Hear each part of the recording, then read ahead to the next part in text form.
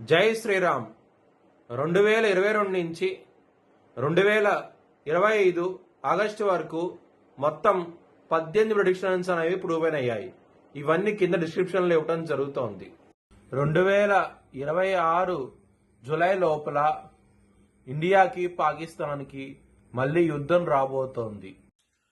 ధనస్సు రాశికి అధిపతి గురువు. ధనస్సు రాశిలో మూలా 4 పాదాలు, పూర్వాషాఢ 4 పాదాలు, ఉత్తరాషాఢ 1వ పాదం ఉంటది. ఈ నక్షత్రం వాళ్ళందరికీ నేను చెప్పే వార ఫలితాలు వర్తిస్తాయి. ఈ వారంలో ధనస్సు రాశి వారికి తృతీయ స్థానంలో రాహు గారు యోగిస్తున్నారు, గురువు గారు సప్తమ స్థానంలో యోగిస్తున్నారు, దశమ స్థానంలో సూర్యుడు యోగిస్తున్నారు, లాభస్థానంలో కుజుడు బుధుడు, మొత్తం 5 గ్రహాలు యోగిస్తున్నాయి.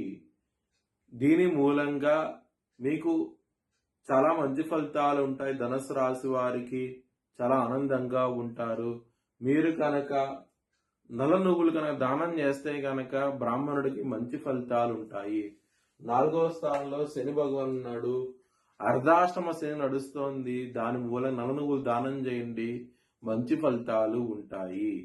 మీరు కనుక హనుమాన్ టెంపుల్కి వెళ్తే కనుక మంచి ఫలితాలు ఉంటాయి. ఈ వారంలో మీరు కనుక శనివారం రోజున ముఖ్యమైన పనులు స్టార్ట్ చేస్తే కనుక ఖచ్చితంగా విజయం సాధిస్తారు.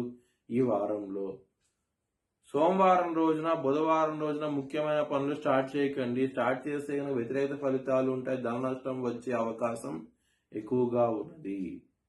ధనుసు రాశి వారికి కుటుంబాధిపతి అయిన శని 4వ స్థానంలో ఉండి సూర్యుడు దృష్టి ఉండటం మూలంగా ఇబ్బంది పడే అవకాశం ఉంది కుటుంబ పరంగా.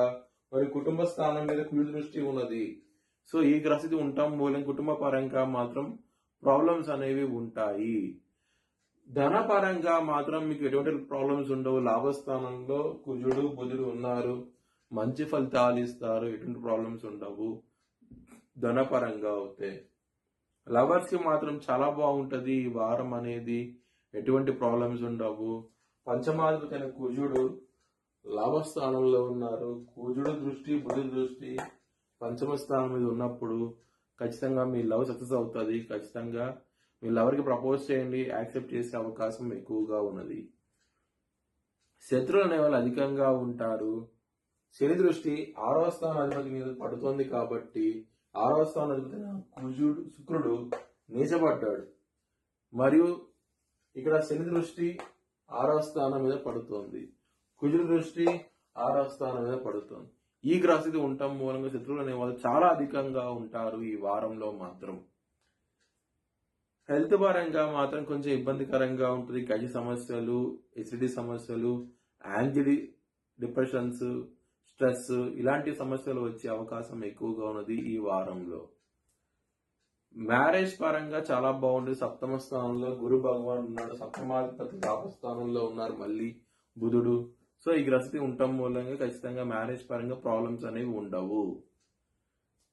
బిజినెస్ పరంగా ఎక్సలెంట్ డెవలప్మెంట్స్ ఉంటాయి. మీ బిజినెస్ లో పెట్టుబడి ఎక్కువ పెట్టండి, మంచి ఫలితాలు ఉంటాయి. కెరియర్ పరంగా మాత్రం మీకు ప్రాబ్లమాటిక్ గా ఉంటది. ఇక్కడ శుక్రుడు నీచబడ్డాడు, శని దృష్టి ఉన్నది దశమ స్థానం మీద, సూర్యుడు శని బద్ధ శత్రువులు. సో ఈ 10th హౌస్ లో మాత్రం మీకు గ్రహాలు అనుకూలించడం లేదు కాబట్టి కొంచెం ఇబ్బందికరంగా ఉంటది. కొంచెం జాగ్రత్త తీసుకుని ధనుసు రాశి వారికి ఈ వారం అనేది కెరియర్ పరంగా. మీ భవిష్యత్ వివరాల కోసమై హెచ్చరిక దిశాలను సంప్రదించండి. Please like, share and subscribe my channel.